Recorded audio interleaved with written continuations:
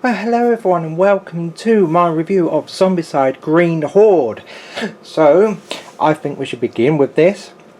I will say that this is a core game and it can be incorporated into Zombicide Black Plague as well, and any other Zombicide expansions that go with Zombicide Fantasy instead of Zombicide Modern. You don't want to get those two mixed up. It's pretty easy. Fantasy for Zombicide Fantasy is a torch that is lit, and Zombicide Modern, they're not called Zombicide Fantasy and Zombicide Modern, but that's what everyone else calls them. Modern is a stick of dynamite that is lit. So, let's begin with this, shall we? Like always, we'll start off with the rule book. As I open it up, we have the chapters, what's in here, in this book, not on this page, right? And game components. I love making sure that I have the game components. We have the ones that are, well, the models, the boards, the Trebuchet, which is something that's really awesome. I'll get into that later. The character cards, dashboards, dice, coloured bases and pegs, and on the other side we have an entire list of the cards that should be in this box. Right, that's really good. I do love that. Anyway, if you have actually played or got Zombicide Black Plague, then there's only a few things in this book that you only need to read. Otherwise, let's just carry on reading this. Well, we have a nice little overview of the game. There goes telling you about the other types of Zombicide right there. And setup. I do love this rule book, I have to say, I really do. It's really simple and nice. Anyway, let's carry on. Setup is actually really simple on telling you how to set the game up. There's 10 phases, although that can be just taken in a number of seconds. Then we have the game overview, which tells you what's going to be going on with the game. The basics, it just tells you what's what. I do like these diagrams. It does give out a much needed sense, and they're actually really big and really simple. So when you take out the diagrams, you've only got about, I don't know, for these 2 pages, maybe about a half of a single page. So there's little reading in this. Anyway, the diagrams are brilliant, telling you about line of sight. Reading the equipment cards is very easy as well. I mean, we'll just go on and on. It tells you about the experience and what you do. But yeah, again, it's very simple, and it tells you what the zombies do. So the orc walkers will do a 2 damage attack, and there's 1 damage to destroy, and we get 1 XP. Orc fatties are very dangerous because they'll kill you in 1 hit, unless you have some kind of armor save. Well, if you do fail the armor save, then you're dead. Orc runners, which are goblins, they're exactly the same as the Black Plague runners. They just have 2 activations. The Orc Abomination kills you in 1 hit, no armor save. I mean, it's very scary. And then you have the Orc Necromancer. Yeah, it's all well and fine. I mean, it's very simple. Then it goes on to something a little bit special with the Green Horde, which is the Horde itself. And that's actually very simple as well. You go ahead and whichever ones you've got to deal with, you add 1 more Orc model to a pile to put set to one side, which is the Horde, as explained on this page. I mean, really, this is brilliant. I love these rule books. Very simple, and yet the explanations and the diagrams are so big, and it's just so here. This is this, and that's that. I mean, brilliant. Player's phase, exactly what you're supposed to do in the player's phase, which is great because you always want to make sure you know what you're doing. Most of the time, it's move, open a door, attack a zombie. move, open the door, attack a zombie, or attack a zombie, move, etc, etc. That's the main actions. There are other actions, of course. Then you've got the zombie phase, which firstly they attack, and if they don't attack, they move. How do they move? Well, it just, yet again, it tells you and gives you some good examples and diagrams. Yeah, the Orc Necromancers. I mean, the Orc Necromancers are a little bit scarier than the normal Necromancers, just because of the Horde. Ooh, scary. Anyway, if you have more than one Necromancer, you have the rules for that. Combat, I'm telling you what you do with these items. It's very, very, very straightforward. Eventually you have the fun part, which is firing the Trebuchet. Firing the Trebuchet, I think it's actually really, really fun. I love playing with the Trebuchet. I mean, seriously. You get to choose one of the 3 shots that's available. One of them that can actually kill an abomination. Well, that's 1 attack dice. Another one which is called the Grape Shot, which gives you 3 attack dice, but allows you to kill fatties, at least. And then you've got the Scatter Shot, which allows you to kill walkers and runners. That gives you 6 attack dice. And you can fire it of wherever and whoever you want. Whoever? Whomever. Including the ones that are set aside for what's called the Horde, which is not on the game board. So, if they're in the building, you can shoot at them. If they're not in the building and they're in the Horde, you can shoot at them. If they're right in front of you, I'd probably suggest try and run away, because it does actually take up a lot of actions. Then it goes on with the Dragonfire, which is exactly the same as Black Plague. Dragonfire practically is whatever's in that zone is dead. That's it. And how to use the Dragonfire. Then we have something new yet again for the Green Horde, which is barriers, hedges, and water holes, which is actually quite simple in itself. For barriers is, well, you just, well, zombies can't move through them.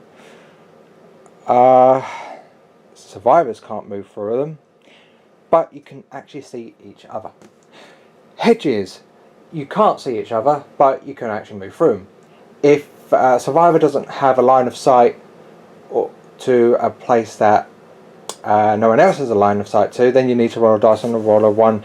There was actually a zombie orc walker behind that, just all of a sudden, just there. If you roll a 1, you know, that's it. They just blocked a line of sight. And water holes is, oh well, this is a tough one. Well, it's simples, but at the same time, it's tough one. I don't know why the survivors are slowed down in the water while zombies are not. It doesn't quite make much sense.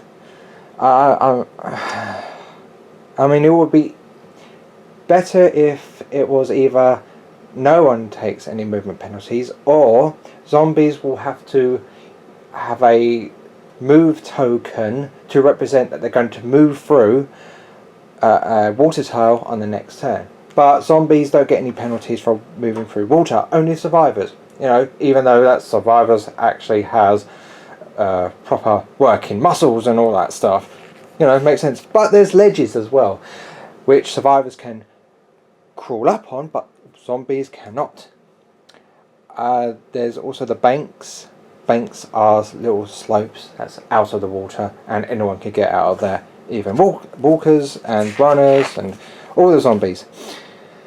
Yes, really, that's about it. It tells you about the water hole explanation as well, which is nice. Just turn to that page and it's like, oh, there it is. Right. A few modes here, just in case.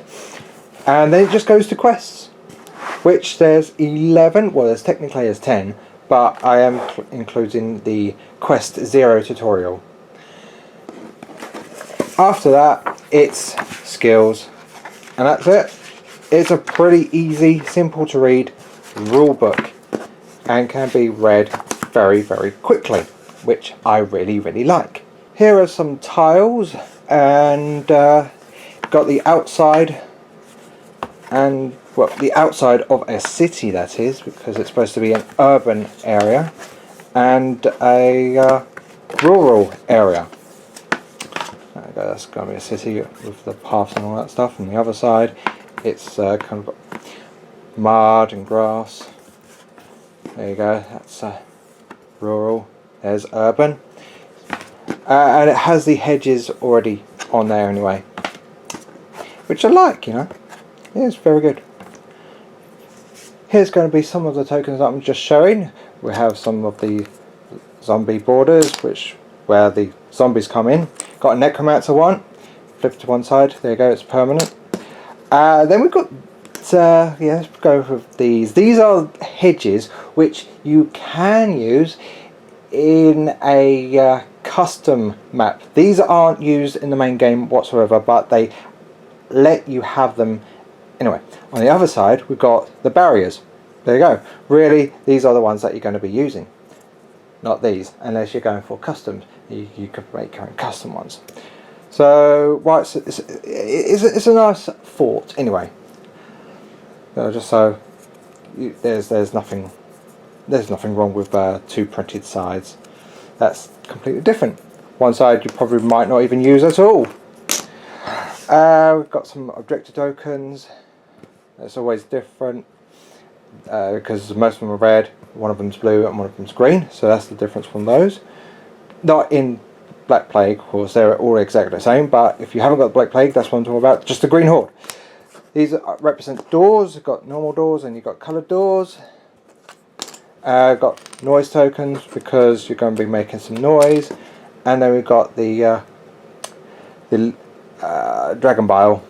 Flip to one side, boom, that's the dragon fire. Pretty simple. You get quite a lot of tokens. Like I said, this is a very, very small amount I'm showing. Okay, so in this Green Horde box you get another smaller box like this. No, it is this really. And inside it is all your models and all your dashboards and cards too. So if I take this lot out, because there's two sections of this. Yeah, there is the Trebuchet, which is, like I said, it's one of the most fun items, I guess, in the entire game. I mean, you start off with it anyway. You place it on the board where it tells you, as in the objective, and there you have it. It's really, really fun. I love playing with this thing. It's so fun. There you got the abomination there, giving high fives to everyone. Got the orc necromancer. You have your 6 heroes right there, and you have some orcs right there. You got orc fatties. You got the goblin runners, and you have the walkers. I have found it a little bit difficult when trying to work out what's the walker and what's a runner, because these aren't really running at all. However, I did actually get the hang of it, of working out what's what in the end. So that's good. That's good. It will take some time. It took me some time. Whole bunch of cards there. I'm only showing you a few. I'm not going to show you everything. But there you have it. That's what's in this box.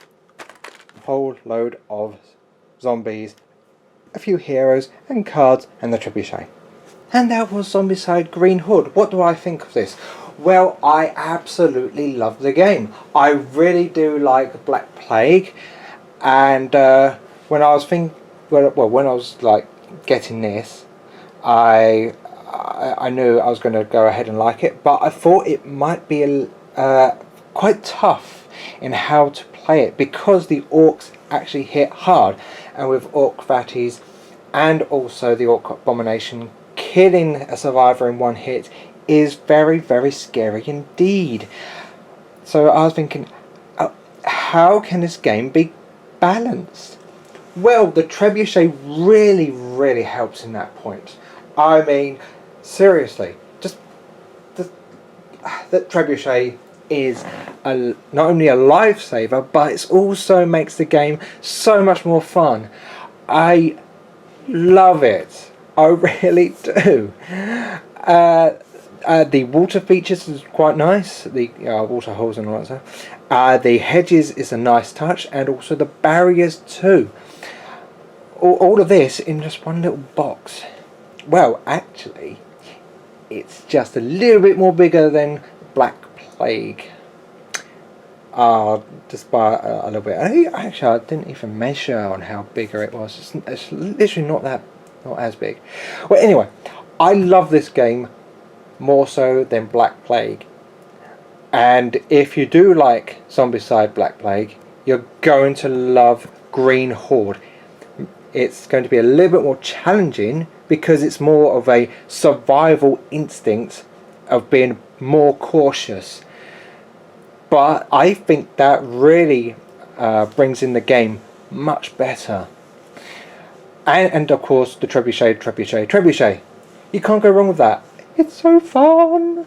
Yeah, I love it. So, what do I rate this game? I'm going to have to rate it 10 out of 10. Love it. Seal of approval. More so than Black Plague. If you have played Black Plague and you liked it, I think you're going to enjoy this one a bit more than Black Plague. If you've never played a Zombicide game, I think that this could be a challenging one to start with, but at the same time it's got a trebuchet in it, and that just makes it much more fun. I really do find that fun, and even the weapons and items go well together, like really well. So yeah, I would certainly recommend getting this game, and it's very easy to pick up and travel to someone else's house if need be, and it's not really all that heavy. It's not. Right, so that's all I have. Thank you very much, and bye.